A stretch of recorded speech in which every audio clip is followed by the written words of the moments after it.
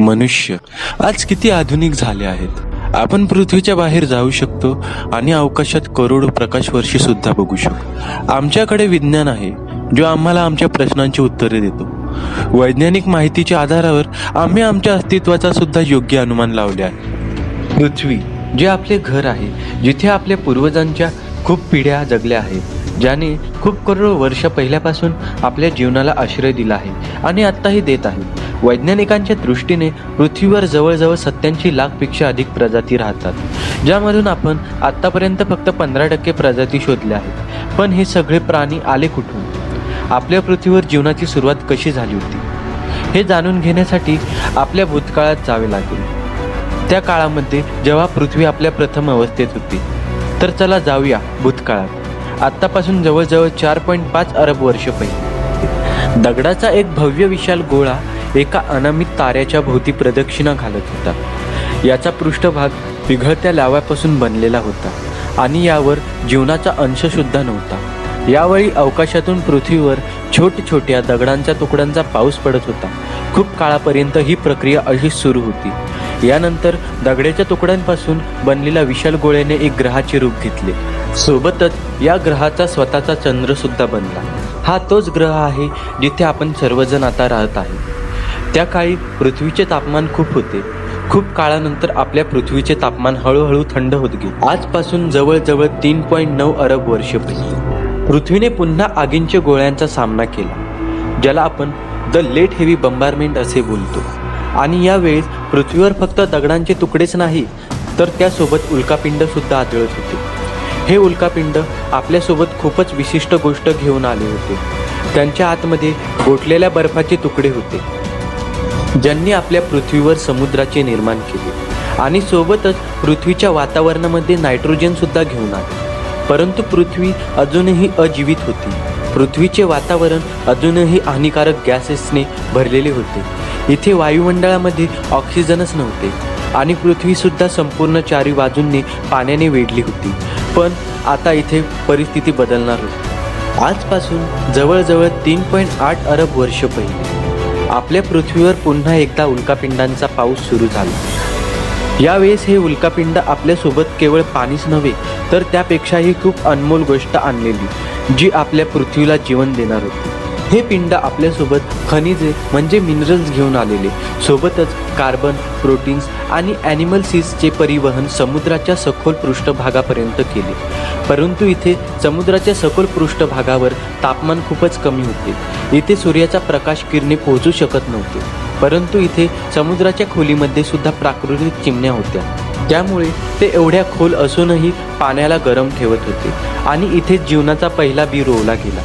आपल्याला याची कल्पना सुद्धा नाही की हे असे कसे झाले, पण इथे त्या खनिजांनी आणि मिनरल्सने एकमेकांशी अभिक्रिया करून जीवनाचा पहिला बी रोवला आणि इथे जन्म झाला एक पेशीय जीवांचा. हे एक प्रकारचे बॅक्टेरिया होते.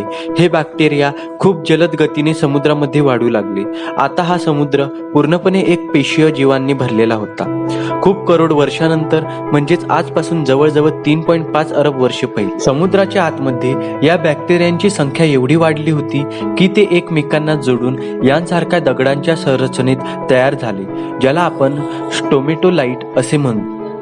ही दगडांसारखी दिसणारी एक संरचना ही बॅक्टेरियांची जशा काही वस्त्याच होत्या. हे बॅक्टेरिया सूर्यकिरणांना आपल्या भोजनात रूपांतर करत असत आणि या प्रक्रियेला आपण खूप छान पद्धतीने ओळखतो, प्रकाश संश्लेषणच्या नावाने. या प्रक्रियेमध्ये हे बॅक्टेरिया एक बाय प्रोडक्ट काढत होते, एक गॅस, ऑक्सिजन. या सूक्ष्मजीवांनी पृथ्वीवर एक अनमोल गोष्ट निर्माण केली, जो पृथ्वीवर जीवन पसरवण्यासाठी खूप महत्त्वपूर्ण होता आणि वर्तमानात त्याच्याशिवाय कोणीच जिवंत राहू शकत नाही. जवळजवळ 2 अरब वर्षापर्यंत पृथ्वीवर ऑक्सिजनची पातळी सलग वाढत राहिली. आजपासून जवळजवळ 1.5 अरब वर्ष पहिले पृथ्वीवर अजूनही कोणत्याच प्रकारची कॉम्प्लेक्स लाईफ विकसित झालेली नव्हती आणि पृथ्वीवर एवढे मोठमोठे महाद्वीप सुद्धा नव्हते. पृथ्वीवर केवळ छोटे द्वीप होते, तेही 4ही बाजूने पाण्याने वेढलेले होते. पण पृथ्वीच्या पृष्ठभागावर आता काही हालचाल होऊ लागली. त्यामुळे पृथ्वीचे पृष्ठभाग काही टेक्टोनिक प्लेटमध्ये विभागले गेले आणि कालांतराने या प्लेट्सचा मुवमेंटने हे छोटे द्वीप एकमेकांना जोडले गेले आणि त्यांनी मिळून एक सुपर कॉन्टिनेंटचे निर्माण केले, ज्याचे नाव होते रोडोनिया. यावेळी पृथ्वीचे तापमान 30 डिग्री सेल्सिअस एवढे होते आणि पृथ्वीवर एक दिवस हा 18 तासांचा होता. परंतु वेळेनुसार इकडची परिस्थिती बदलणार होती. आजपासून जवळजवळ 75 करोड वर्ष पहिले पृथ्वीची रूपरेषा बदलत होती. पृथ्वीचे सुपर कॉन्टिनेंट आता 2 भागांमध्ये विभागले गेले होते. पृथ्वीच्या भूभागातील लावा ज्वालामुखीच्या विस्फोटासोबत पृथ्वीच्या पृष्ठभागावर येऊ लागला. या विस्फोटांमुळे पृथ्वीच्या वातावरणामध्ये कार्बन डायऑक्साईडचे प्रमाण खूप वाढू लागले. यामुळे पृथ्वी कार्बन डायऑक्साईडच्या दाट काळ्या ढगांनी वेढलेली होती. या ढगांमधून सलग आम्लवर्षा म्हणजेच ॲसिड रेनचा पृथ्वीवर पाऊस पडत होता. त्यामुळे पृथ्वीच्या पृष्ठभागावर कार्बन डायऑक्साईडचा मोठा स्तर जमा होऊ लागला. यामुळे वातावरणामध्ये कार्बन डायऑक्साईडचे प्रमाण खूप कमी झाले आणि यामुळे पृथ्वीचे वातावरण सूर्याच्या गरमीला सहन करण्यायोग्य नाही राहिले. यामुळे पृथ्वीचे तापमान जलद गतीने कमी होऊ लागले. यामुळे पृथ्वीवर आईस एजची सुरुवात झाली. पण हेही कायमचे असे नव्हते राहणार. कालांतराने वेळेनुसार पृथ्वीवर कार्बन डायऑक्साईडची पातळी पुन्हा वाढू लागली. यामुळे पृथ्वीवरचा बर्फ हळूहळू वितळू लागला आणि पृथ्वीचे तापमान पुन्हा सामान्य रूपात येऊ लागले. पण त्या सिंगल सेल बॅक्टेरियाचे काय झाले, जे आईस एज अगोदर होते? आजपासून जवळजवळ 54 करोड वर्ष पहिले आता पृथ्वीवरील सगळा बर्फ पूर्णपणे वितळला होता. यावेळी समुद्राच्या आतमध्ये गेल्यावर आपल्याला एक वेगळे जग पाहायला भेटत आहे. ऑक्सिजनच्या उपस्थितीमध्ये काही एकपेशीय जीव विविध रूपांमध्ये विकसित झाले आहेत. इथे चारही बाजूने समुद्री वनस्पती आणि विविध छोटे समुद्री जीव आहेत. सोबतच समुद्री दानव सुद्धा आहे. ॲनोमॅलोकॅरिस हे फक्त कॉम्प्लेक्स ऑर्गॅन्यूनचे नवीन प्रजाती होत्या, जे की एक पेशीय सूक्ष्म जीवांपासून विकसित झाले होते. ही आहे पिकाया. हे केवळ 5 सेंटीमीटर लांब आहेत, परंतु यांनी आपल्या शरीरामध्ये खूपच सुंदर आणि अनोखी गोष्ट विकसित केली होती, जी पुढे चालून आपल्या शरीराचा एक महत्त्वपूर्ण भाग बनणार होती. हे पहिले जीव आहेत ज्यांच्याकडे पाठीचा कणा होता आणि यांपासूनच विकसित होऊन ही गोष्ट आपल्यालाही भेटणार होती. आजपासून जवळजवळ 46 करोड वर्ष पहिले आता आपली पृथ्वी थोडीफार ओळखीची झाली होती. पृथ्वीवरील सुपर कॉन्टिनेंट आता अजून काही भागांमध्ये विभागला गेला होता, परंतु अजून पृथ्वीवर भूचर प्राणी नव्हते आले आणि पृथ्वीच्या पृष्ठभागावर झाडझुडपेही नव्हते उगवले. पण असं का? हे सगळं सूर्याच्या अल्ट्रावाईड किरणांमुळे होत होते. पण पृथ्वीच्या वातावरणामध्ये आता एक नव्या लेअरचा निर्माण झाला होता, ज्याला आपण बोलतो ओझोन लेअर. वातावरणातील ऑक्सिजन सूर्याच्या अल्ट्रावाईड किरणे शोषून त्याचे रूपांतर ओझोन लेअरमध्ये करत होते, ज्याचे पृथ्वीच्या चारही बाजूने एक कवच निर्माण केले होते, जे आजही आपल्याला सूर्यापासून येणाऱ्या अल्ट्रावाईड किरणांपासून वाचवते. यामुळे पृथ्वीच्या पृष्ठभागावर लहान शेवाळ उगवण्यास सुरुवात झाली आणि हेच पृथ्वीचे फर्स्ट लँड प्लांट्स बनले. समुद्रामध्ये राहणारा हा मासा टिक्टॅली, ज्याने पहिल्यांदा समुद्राच्या बाहेर येण्याचा निर्णय घेतला. याने आपल्या विंगचा उपयोग हातपायांसारखा केला आणि काळाप्रमाणे जमिनीवर जास्त वेळ राहू लागला, ज्यामुळे त्याचे अवयव खूप विकसित झाले. आता हे जीव पूर्णपणे जमिनीवर राहण्यायोग्य झाले आहेत आणि त्यांना बोलले जाते टेट्रापॉड्स. आजपासून जवळजवळ 36 करोड वर्ष पहिले हे टेट्रापॉड्स पूर्णपणे विकसित झाले आहेत आणि हे पूर्णपणे जमिनीवर राहणारे जीव झाले आहेत. हेच ते जीव आहेत जे पुढे चालून डायनासॉर्स, बर्ड्स, मॅमल्स आणि सर्वात शेवटी मनुष्यामध्ये विकसित होणार होते. येथून एका नव्या प्रजातीची सुरुवात झाली, पण पृथ्वीवर आता वाईट वेळ येणार होती. काळानुसार जीवांची प्रक्रिया तशीच सुरू राहिली, पण सोबतच पृथ्वीचे वातावरण सुद्धा बदलत होते. एकदा ज्वालामुखी उद्रेकामुळे पृथ्वीचे तापमान पुन्हा वाढले. त्यामुळे पृथ्वीवर खूप मोठ्या प्रमाणावर दुष्काळ पडू लागला.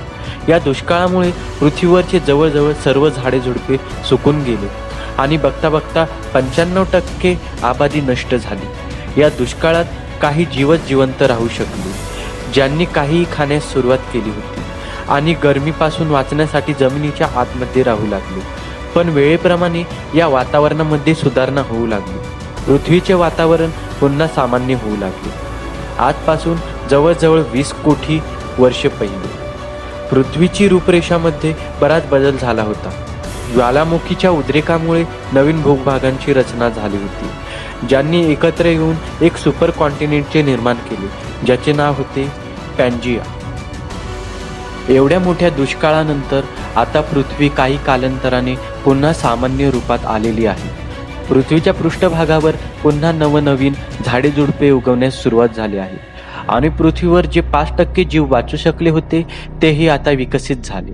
त्यामुळे नवीन प्रजातींचा जन्म झाला, जो की येणाऱ्या काळामध्ये पृथ्वीवर आपले शासन चालवणार होता, आणि ते होते डायनासॉर्स. डायनासॉर्स खरं तर त्याच 5% सरपटणाऱ्या जीवांपासून विकसित झाले, जे त्या दुष्काळात स्वतःला वाचवू शकले. डायनासॉर्सच्या पण खूप प्रजाती होत्या. काही शाकाहारी होत्या तर काही मांसाहारी होत्या. काही डायनासॉर्स खूप शांत स्वभावाचे होते तर काही खूपच हिंसक होते.